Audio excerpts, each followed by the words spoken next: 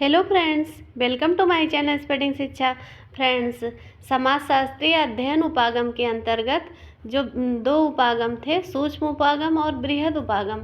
तो जो सूक्ष्म उपागम था उसके अंतर्गत हम फेनोमेनोलॉजी को यानी कि प्रघटना शास्त्र को पढ़ रहे थे। तो इसके पहले हमने पार्ट 1 और पार्ट 2 में एडमंड हर्शल और अल्फ्रेड शुट के कॉन्सेप्ट को देखा था।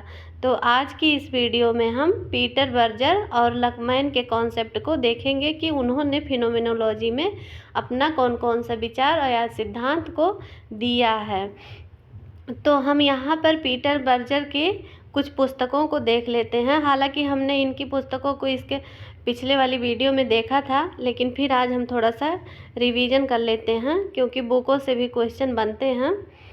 तो पीटर बर्जर वियना ऑस्ट्रिया से संबंधित हैं और इनकी पुस्तकें हैं invitation to sociology 1963, the social construction of reality 1966, the secret canopy 1967, the homeless mind 1973 और पिरामिड ऑफ सेक्रीफाइड 1974। तो ये इनकी पुस्तकें हैं, इनको क्रम से आप लोग याद कर लीजिए।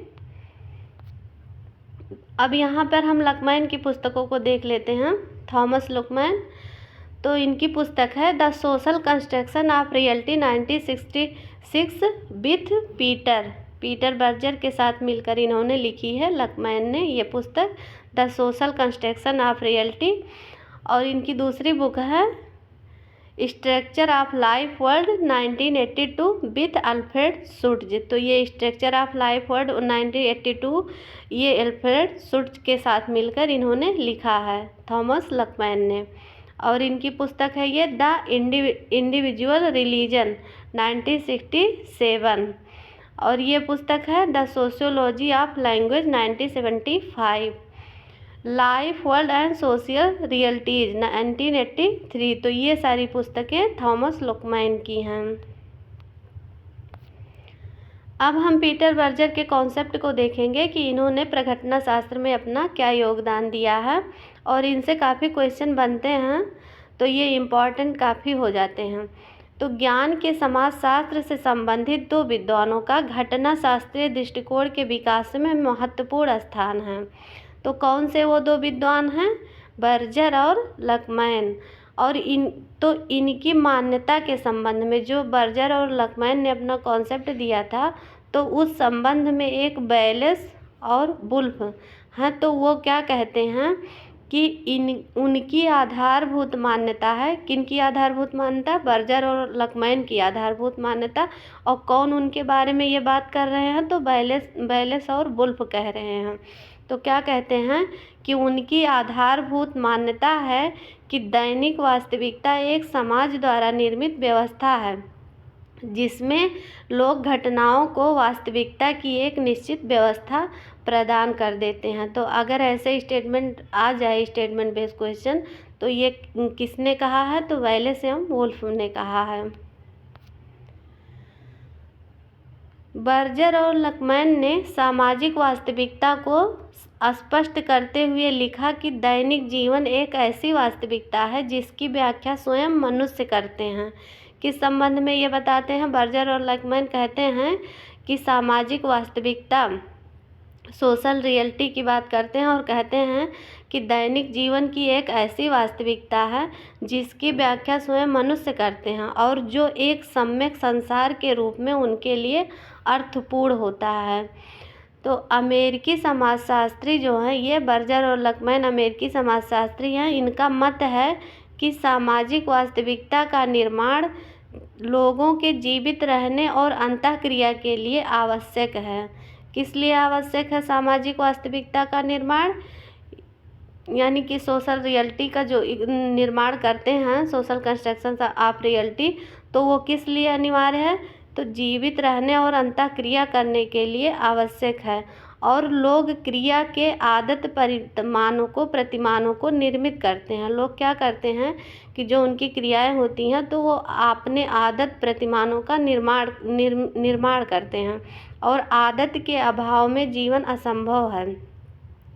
तो जो ये क्रियाओं का आदतीकरण ही संस्था के विकास का प्रथम चरण है। जो व्यक्ति के आदतें होते हैं, हैबिट होते हैं, तो वो जब अपने आदतों के अनुसार क्रिया करते हैं तो उन्हीं क्रियाओं का जो आदत बन जाता है, जो व्यक्ति के जीवन में वो आदत बन जाता है, तो वो संस्था के विकास का चरण है।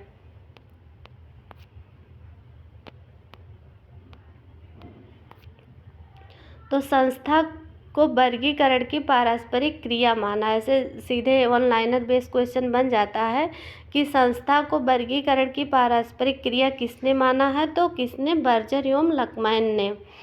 तो इन दोनों ने घटना क्रिया विज्ञान यानी फेनोमेनोलॉजी की व्याख्या करने के लिए 5 शब्दों के प्रयोग इन्होंने किया। 5 शब्दों का प्रयोग इन दोनों ने यानी बर्जर और लकमैन ने किया। किसकी व्याख्या करने के लिए, तो घटना क्रिया विज्ञान यानी फेनोमेनोलॉजी की व्याख्या के लिए इन्होंने 5 शब्दों का प्रयोग किया। तो वो 5 शब्द कौन से हैं? एक, संस्थाकरण इन्होंने बताया। दूसरा, दैनिक जीवन में वास्तविकता। तीसरा, भूमिकाएं। चौथा, वस्तुकरण। और पांचवा, वैधता या वैधीकरण। तो ये 5 शब्दों का प्रयोग इन्होंने अपने फेनोमेनोलॉजी के सिद्धांत को समझाने के लिए किया था। तो दैनिक जीवन में वास्तविकता, पहला इन्होंने क्या बताया, दैनिक जीवन में वास्तविकता। तो सामाजिक जगत जो है, सामाजिक जगत चेतन प्रक्रिया की सांस्कृतिक उपज है। जो सोशल वर्ल्ड है वो व्यक्ति के चेतन प्रक्रिया की सांस्कृतिक उपज है और व्यक्तियों की आमने सामने की अंतर्क्रिया को हम संबंध कहा। तो किसने कहा? ऐसे क्वेश्चन बन जाए कि व्यक्तियों के आमने सामने की अंतःक्रिया को हम संबंध किसने कहा, तो किसने कहा? बर्जर एवं लकमैन ने कहा। और दूसरा शब्द इनका है भूमिकाएं। तो भूमिका वस्तुनिष्ठ सामाजिक वास्तविकता का एक विशिष्ट स्तंभ है। क्या है भूमिकाएं? तो वस्तुनिष्ठ सामाजिक वास्तविकता का एक विशिष्ट स्तंभ है। और तीसरा ये बताते हैं वस्तुकरण।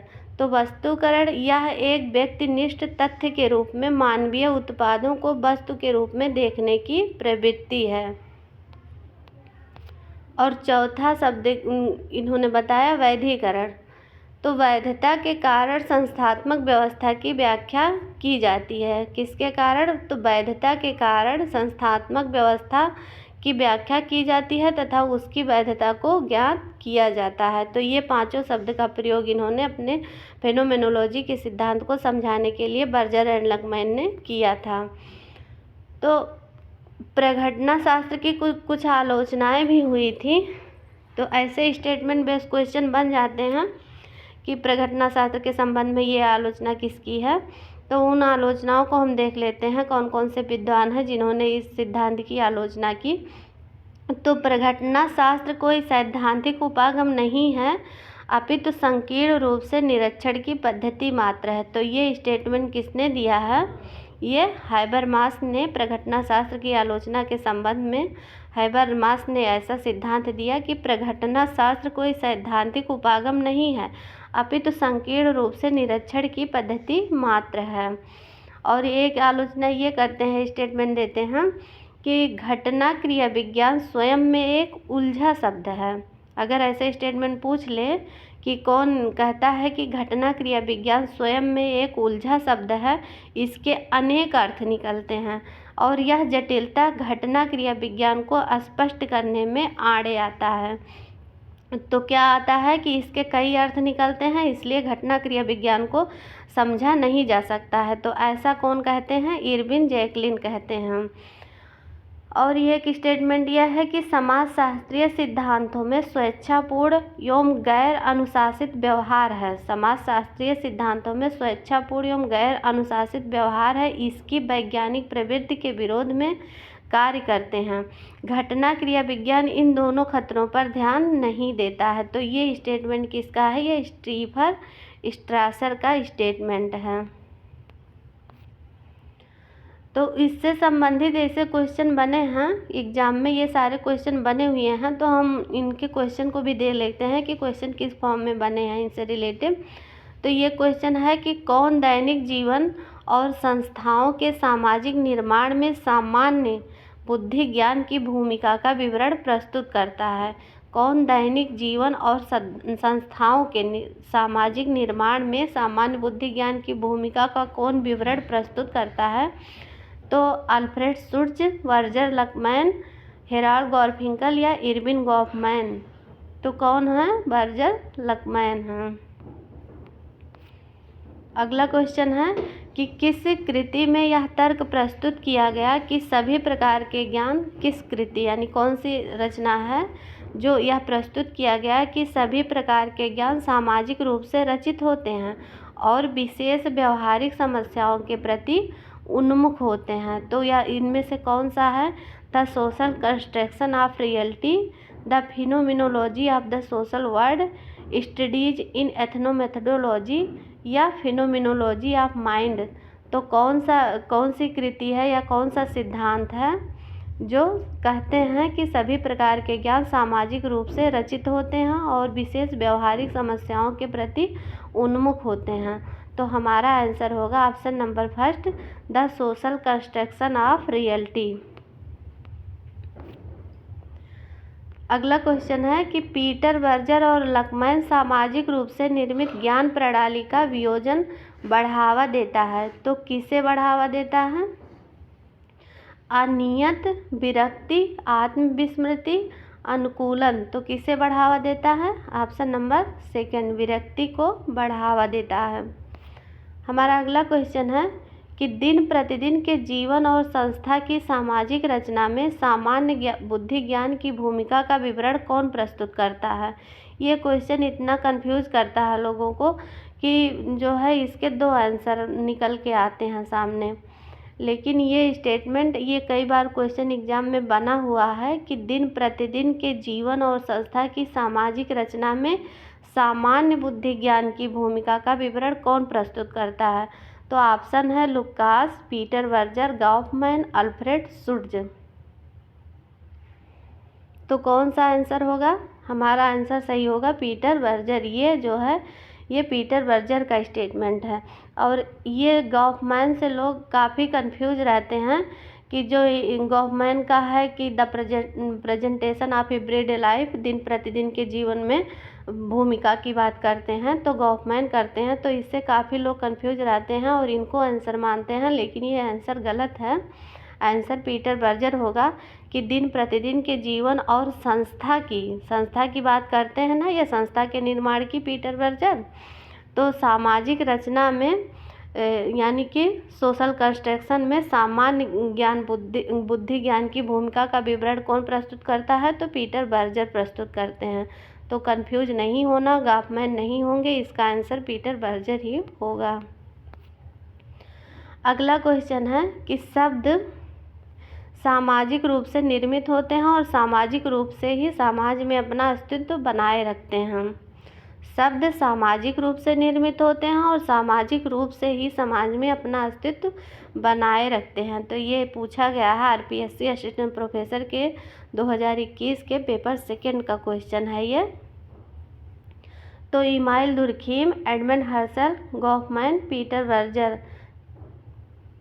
तो कौन बताते हैं? हमारा आंसर होगा पीटर वर्जर। ये क्वेश्चन आया है DSSB 2021 में आया था ये क्वेश्चन। तो किसने धर्मनिरपेक्षता को उस प्रक्रिया के रूप में परिभाषित किया जिसके द्वारा समाज और संस्कृति के क्षेत्रों को धार्मिक संस्थाओं और प्रतीकों के वर्चस्व से हटा दिया जाता है? तो काफ़ी कठिन क्वेश्चन था ये कि किसने धर्मनिरपेक्षता को उस प्रक्रिया के रूप में परिभाषित किया जिसके द्वारा समाज और संस्कृति के क्षेत्रों को धार्मिक संस्थाओं और प्रतीकों के वर्चस्व से हटा दिया जाता है। तो यहाँ धर्मनिरपेक्षता से काफ़ी कन्फ्यूजन था इस क्वेश्चन में। तो कौन बताते हैं ये? Peter Berger, William Julius Wilson, Harvey Cox, George Jacob Holyoake. तो आंसर होगा पीटर वर्जर। यहाँ धर्मनिरपेक्षता से थोड़ा कन्फ्यूजन था क्योंकि धर्मनिरपेक्षता शब्द का जो है सबसे पहले बात जॉर्ज जैकब डोयली ओक ने किया था, तो इससे थोड़ा सा कन्फ्यूजन हो गया था इस क्वेश्चन में। लेकिन ये आंसर सही होगा पीटर वर्जर। पीटर बर्जर को जाना जाता है। ये भी क्वेश्चन बना है, हाल ही किसी एग्जाम में बना था कि पीटर बर्जर को जाना जाता है। तो एक सिद्धांतवादी एवं दार्शनिक के रूप में, एक उत्कृष्ट समाजशास्त्री के रूप में, एक सिद्धांतवादी एवं समाजशास्त्री के रूप में, या एक सिद्धांतवादी एवं धर्म का समाजशास्त्री। तो किस रूप में इनको जाना जाता है? ये भी काफ़ी कंफ्यूजिंग क्वेश्चन है। तो हमारा आंसर होगा ऑप्शन नंबर 4, एक सिद्धांतवादी एवं धर्म का समाजशास्त्री के रूप में इनको जाना जाता है।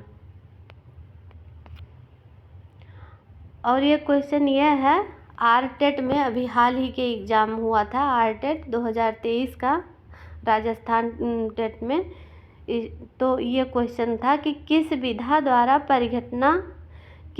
द्वारा परिघटना यानी फेनोमेनोलॉजी संबंधित दृष्टिकोण विकसित किया गया। किस विधा द्वारा, यानी किस विधि द्वारा परिघटना यानी फेनोमेनोलॉजी, ऐसे परिघटना हिंदी में दे दिया था, लेकिन इसको इंग्लिश में देखने पर समझ में आता है कि हाँ क्या है। तो फेनोमेनोलॉजी संबंधित दृष्टिकोण विकसित किया गया। तो तत्व ज्ञान, मनोविज्ञान, धर्म या इतिहास, तो कौन सा आंसर सही होगा? हमारा आंसर सही होगा ऑप्शन नंबर 1, तत्व ज्ञान। अब यहाँ हिंदी में तत्व ज्ञान से समझ में नहीं आने वाला था जब तक हम उसको इंग्लिश में ना देखते। तो इंग्लिश में फिलॉसफी होगा, और फिलॉसफी जो है परिघटना शास्त्र जो है दर्शन शास्त्र से ही आया हुआ है, जो कि एडमंड हर्सल ने प्रयोग किया था दर्शन शास्त्र में, और समाज शास्त्र में लाने का काम अल्फ्रेड शुट्ज ने किया था। तो यहाँ फिलॉसफी से हम इसको समझ सकते थे। तो फ्रेंड्स, इसी के साथ आज की वीडियो को हम समाप्त करते हैं। वीडियो हमारी पसंद आए तो प्लीज़ हमारी वीडियो को लाइक करिए, शेयर करिए, और इसका जो आपको PDF जो है इसमें डिस्क्रिप्शन में टेलीग्राम का लिंक है, तो आप वहां से ज्वाइन करके इसके PDF को आप वहां से प्राप्त कर सकते हैं।